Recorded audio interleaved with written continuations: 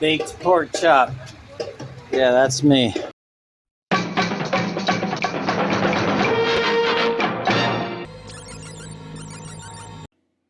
Hello, greetings, and welcome. Welcome to the Stereo 999 YouTube channel. I am your host, the artist formerly known as Stereo Steve. And I'm here with my pal, Mr. Gopher. How's it going, Mr. Gopher? Hey, it's going okay. Hey, I hear you're going to enter another contest. That is correct, Mr. Gopher. I am going to enter TKR Video Central's Schoolhouse Rock contest. It's based on the 3 is a magic number. I don't know, there's a fabulous prize, and I figure I was looking through the questions and going, yeah, I can do this, and I may as well do this. So here we are. So without further ado, I will put the link to TKR's video and the description in the comments if you want to join his contest. But without further ado, I am going to just roll through these questions for the contest. Question number 1 is to show the 3 most recent purchases added to your collection. Okay, so this first one here, this band is called White Manna, kind of a jammy, psychedelic, sludgy rock band, and they're on the great Cardinal Fuzz label. This is their album from 2015. And I saw it for about half as much as it goes for online. So I figured I'd pick it up. I mean, I listened to it on streaming a good amount, so I may as well have a plastic record of it. This one. This record has been sitting in the bargain bin, just kind of taunting me, mocking me for weeks, months, maybe even years. Saying to me, Steve, you're probably the only person in town who even knows what this record is. I am just going to sit here until you buy me, sucker. And so the other day I just did. This is The Innocents. And I guess you'd call them like an industry plant kind of power pop band from around 1982. And they did, around then, there was a TV special that was kind of a rockumentary. It was a rockumentary about this struggling band playing in clubs, singing this heartfelt ballad, do you want to hold my hand? Do you want to hold my hand? And they were called Trees of Mystery, and you'd see them kind of hustling, trying to get gigs, and finally they meet some record label people who tell them, that's a terrible name, you got to change your name, and we're gonna make you all slick and make you rock stars. And so they changed their name to the highly original name, The Innocents, which at least 5 other bands have that name. And got this, hey girls, come and get us look at the camera on the album cover. And this album has been sitting in the bargain bins for 40 years since then.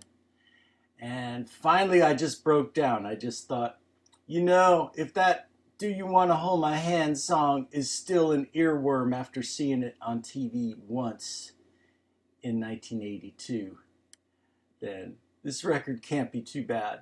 And it's not bad. There's some good guitar solos, some good harmonies. There's some bouncy power pop kind of songs on it.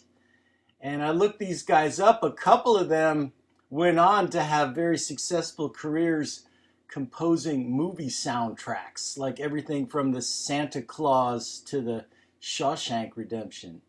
So, yeah, The Innocents. All right. And the third most recent record I bought, Bow Wow Wow, When the Going Gets Tough. And this record's been in and out of my collection a couple of times. And again, that song Aphrodisiac is still stuck in my head. And whatever happened to them? They were a cool band. You know, they were under the tutelage of Malcolm McLaren and young Annabella, good singer. But yeah, okay. So there's my 3 most recent vinyl purchases. Okay, question number 2. Show 3 albums in your collection that were originally released when you were 3 years old. And this is where we all get to reveal that we're just old farts doing this. I was born in 65, which means that I was 3 years old in 1968. And I can't really complain about that because 1968 was one of the greatest years for music ever. And so my 3 1968 albums I'm going to show for this contest. This is Nancy Sinatra and Lee Hazelwood album, which contains Some Velvet Morning and Summer Wine. No, not Summer Wine. Summer Wine, and this is a classic. Another classic 1968 album, Cheap Thrills by Big Brother and the Holding Company, with the classic R. Crumb artwork. Here they are performing under their psychedelic backdrop, with the goddess Janis Joplin on vocals, just tearing the place apart. This is the one to get if you have no Janis Joplin in your collection, because it's got Ball and Chain, it's got Summertime, and it's got Piece of My Heart. All right. And probably the most revered Brazilian 60s psych album, the debut from Os Mutantes. Like most folks, I didn't really hear about this until the 90s, when a lot of artists cited them as an influence. But good stuff. It's great female vocals, just really interesting, just kind of psychedelic consciousness with the way they constructed these songs. All right. Next question. Show 3 albums in your collection that were originally released when you were 13 years old. That would be 1978 for my old ass. And I'm trying to stick to records that actually got my attention back then. And Start with Kaya by Bob Marley and the Wailers. I'm going to just say this is probably the first Bob Marley I ever heard, notwithstanding covers of I Shot the Sheriff and Steer It Up on the radio. But yeah, there was a FM rock radio station that would play tracks from this album alongside Journey and Boston and whatnot. And Sun is Shining always cheered me up when it came on the radio. This also has Is This Love. This is just, yeah, this is a good Bob Marley album. Cheap Trick, Heaven Tonight. I was in 8th grade. There was this other kid in my class who was into a lot of current bands that I hadn't heard yet. Cheap Trick was one of them. She showed me the cover to Cheap Trick in color, which I thought was pretty cool. And then the Live at Budokan album exploded. And then Surrender. That song just struck a chord. And I think I asked for this record for Christmas and got it. But yeah. And last but not least,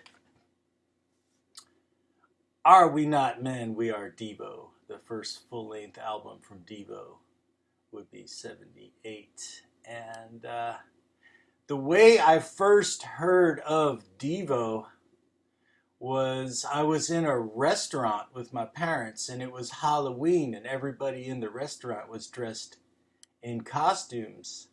And I think the cook was dressed up like a member of Devo with the stocking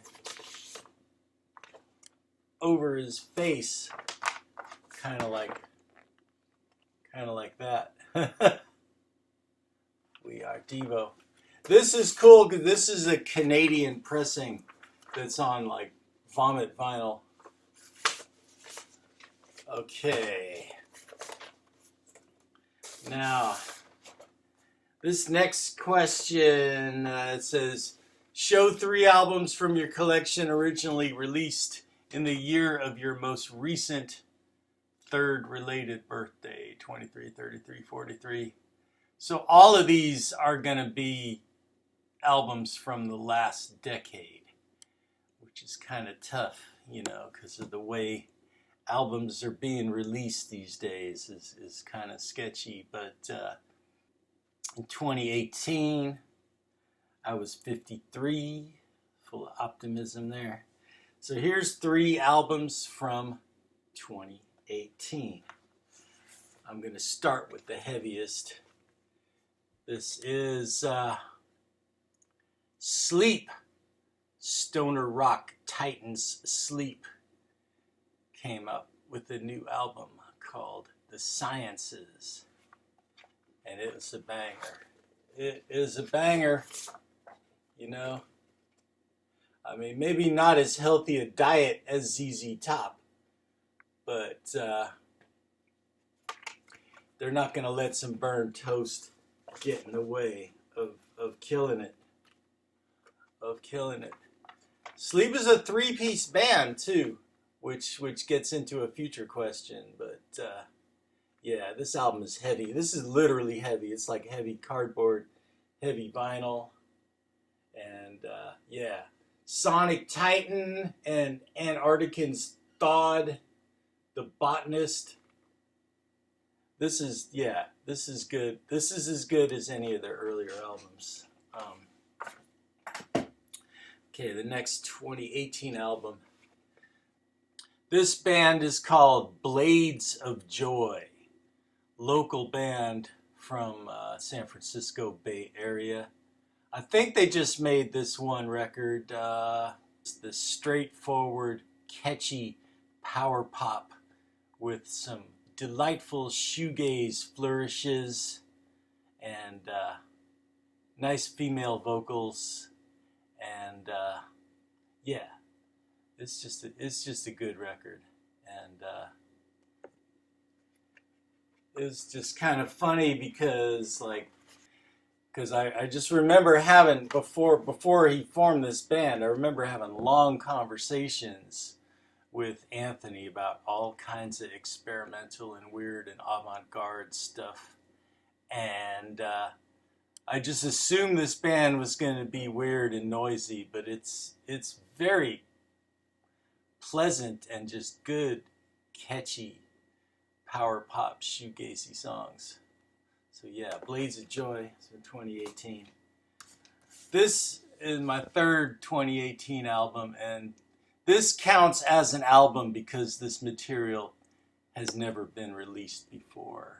It's not a reissue. This is John Coltrane, Both Directions at Once, the Lost album. And this is 2 CDs of early 60s John Coltrane when he's just transitioning into the avant-garde and the spiritual. And yeah. Thank God studio versions of the live material on the Impressions album. That'll kind of give you an idea of what era of John Coltrane. But yeah.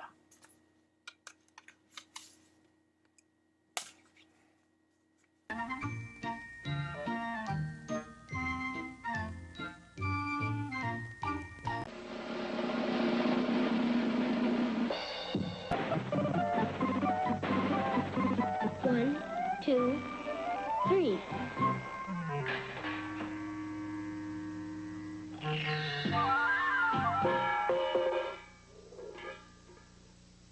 1, 2, 3.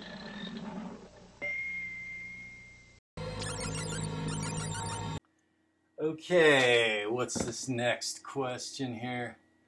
Show 3 albums from your collection that have the word or number 3 in the album title or in the name of the artist. Three Dog Night, Cyan. This is the album that has Shambhala and Let Me Serenade You. And again, a record that I just loved when I was like 13. And if you look on the back, there's kind of a hype sticker with the song titles. It was kind of stuck onto it.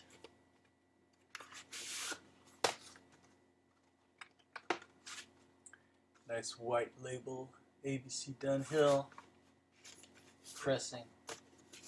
Yeah, okay.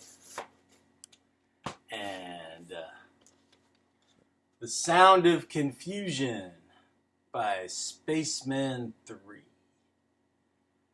Another classic, kind of British roots of stoner rock, Spaceman 3. Of course, they branched out into spiritualized and Spectrum, but yeah. And last but not least, this time it's the title. This is the album Three Friends by Gentle Giant. Great prog rock band. Another one where the critics just lied to you. You know, the critics lied and said they were not good. But they're actually a pretty brilliant band. This is kind of interesting. I found this for cheap because it's mismatched. The gatefold, this cover is from Vertigo pressing, probably from the UK. But the actual record inside is an American pressing on Columbia. But it's in good shape. And I got no complaints about this. Good stuff. All right. Show 3 albums in your collection or singles. Show 3 albums where a song has the number 3 in the title of the song. All right. Well, Wednesday Morning, 3 a.m. by Simon and Garfunkel. This is like their first album, all acoustic, and as you see, it's not just the album title. There's a song with that title on this. All right, the Commodores. Once, twice, 3 times later. Yeah. Not Motown here. And knock 3 times on the ceiling if you want me. Oh yeah. Another band that had a funny TV show. Okay, question number 7. Show 3 albums in your collection by 3 different 3-piece bands. Okay, and I'm gonna just keep it really simple and obvious for this question. Cream, Fresh Cream. This is a nice mono copy of this, which you know, there's a lot of hype about mono albums. Sometimes the mono album sounds better, sometimes it doesn't.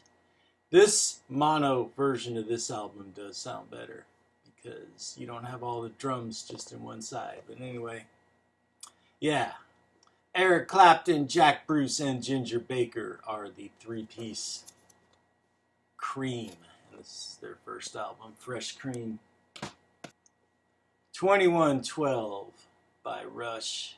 This was probably their first rock opera, which takes up the first side. Geddy Lee, Alex Lifeson, Neil Peart. Unless the mustache counts as a fourth member, I'm not sure, but yeah, it's a classic. And look at all these other albums you can buy. Chuck Mangione. And last but not least, The Police, Regatta de Blanc. Three-piece band there. Okay. Okay, so show 3 albums in your collection that are 3 record sets. So triple albums. Okay, well this is Yes Songs. This is their 3 record live album with some beautiful, beautiful Roger Dean artwork. When I was a kid, I wanted to be this guy, like sitting on top of this thing, just watching the pterodactyls fly by.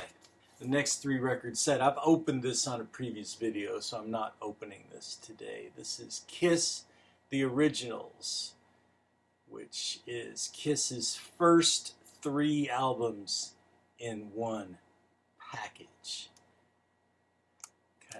Kind of a shortcut, you know, if you're getting into Kiss in the late 70s when they started having the big hits and you wanted to get to the basics. So yeah, this is Kiss's first 3 albums. Kiss, Hotter Than Hell, and Dressed to Kill, all in one package. 3 record set. And Soft Machine Triple Echo. Of course, the jazzy prog monsters went through a lot of changes throughout their career. This is a 3 record best of, which I'm not going to open because I don't feel like opening it. I don't want to drop anything. But it's a 3 record best of, which contains some rare tracks. Besides tracks from their albums, it has some early singles and some BBC sessions. But yeah, Triple Echo. Okay. All right, so question number 9. Shout out 3 other people you want to see enter the contest. Well, everybody deserves a chance to win the contest. And I'm going to say Cosmic Brian, Rick End Records, because he dished out a contest. He can take a contest. And Telegram Sam, just because she hasn't been making as many videos lately. And yeah. All right. I'm going to answer one of the bonus questions too before I get out of here. Show at least one, and I'm just going to, but up to 3, I'm just going to show one album by a singer, musician who did vocals for one of the classic Schoolhouse Rock episodes. Okay. So when I worked at Tower Records, I'd get these little promotional CDs, kind of pre-release from the Blue Note label. And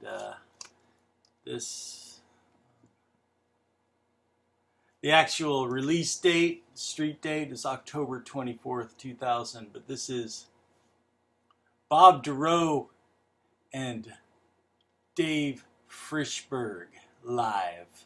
And Bob DeRoe not only sang on a lot of Schoolhouse Rock tracks, he wrote, I think, most of them. I mean, it was really, Schoolhouse Rock was really his project as far as the songwriting. And he did a lot of kind of beatniky jazz stuff in the 50s and 60s. He worked with Miles Davis a couple of times. But he's kind of running through his hits, and he's kind of talking between the songs. Kind of a cool live album. He even does Conjunction Junction for an encore. So that's my bonus entry. Okay. So do check out TKR Video Central. Very interesting channel. He talks about a lot of just mainstream pop top 40 stuff. I dig his 80s style graphics in his intro. But anyway, alright, so that'll be my video for this week then. Thanks for watching, and I'll see you next time. Like and subscribe and all that, you know. And if you're new here, watch some of my other videos, because you missed them. They might be better than this one. Alright, peace. Goodbye. 911 is not a working number for your area. For emergencies, hang up a moment and dial your operator. That's it. I'm getting out of here.